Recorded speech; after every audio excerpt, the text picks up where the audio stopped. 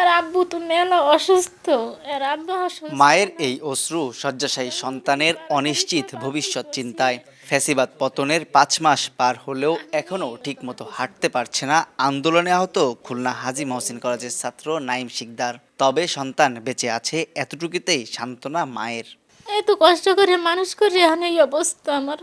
চিন্তায় পড়ে গেছি, ঘর ভাড়া দেবো কি দিয়া, খাবো দেখি দিয়া। আর দেশে যাইও যে দেশে আমার এখন ঘর নাই যে আমি যাইনি এখন নিয়ে খাবো পরবো। ওই বাপের বাড়ি কোনো কিছু টাকা পয়সা দেয়, এই দিয়ে কোনো রকম লড়াচড়া করি আর খাই। স্বাধীনতার নতুন সূর্যোদয়ে গুরুত্বপূর্ণ ভূমিকা রাখে দক্ষিণের জনপদ খুলনা। জুলাই আগস্টের বিপ্লবী দিনগুলোতে স্লোগানে মুখর হয়ে উঠত নগরের রাজপথ। অদম্য মনোবলে দিনে দিনে প্রতিজন আন্দোলনকারী হয়ে ওঠে এক একটি বারুদ। পার্সোনালি ডেকে ডেকে সবাইকেই বিভিন্নভাবে প্রেশার দেওয়া হয় যে আমাদের চাকরি হবে না, ভবিষ্যৎ আমাদের হুমকির মুখে।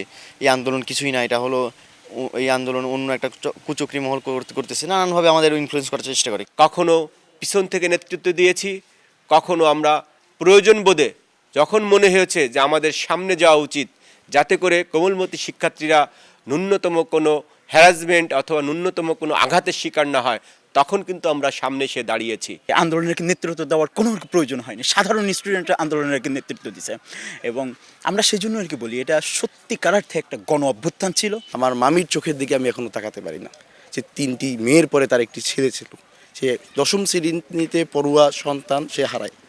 চোখের দিকে এখনো তাকিয়ে আমি কথা বলতে পারি না ঠিকঠাক। ৫ তারিখে শেখ হাসিনা, খুনি হাসিনা, ফ্যাসিস্ট খুনি হাসিনা যখন পালিয়ে যায়, সেই দিন আমরা কারাগার থেকে মুক্ত বাতাসে, স্বাধীন মুক্ত বাতাসে আসলে বের হতে পেরেছি। আন্দোলনে খুলনায় আহত হয়েছেন ৩ শতাধিক, যাদের মধ্যে কেউ কেউ সুস্থ হলেও কেউ হারিয়েছেন চোখ, কেউ বা বরণ করেছেন পঙ্গুত্ব। আর রাজধানীতে আন্দোলনে মারা গেছেন খুলনার অন্তত ৫ জন। সেই সব পরিবারে গভীর হচ্ছে স্বজন হারানোর বেদনা। আহতদের সুচিকিৎসা ও ক্ষতিপূরণ নিশ্চিতের দাবি শিক্ষার্থীদের। আরও অনেকে খুলনায় আহত আছে যারা গুলি খেয়েছে কিংবা তারা যারা এখনো ভুগে চলছে, এই গুলি বয়ে চলছে নিজের শরীরে। এখন যদি সরকারের যদি মায়া দেওয়া হয়, অসহায় আমি, আমার কেউ নাই, স্বামী নাই, সন্তান নাই, তাকে যদি মনে দয়া মায়া চায় যে নাই অসহায় মহিলারা যদি আমরা কিছু সাহায্য করি, সেটা তাগো ব্যাপার। আমি বিচার একজনকেই দিছি, সে উপরের জন্যে, উনি যে বিচার করবে সেই বিচারের মতো কেউ বিচার করতে পারবে না।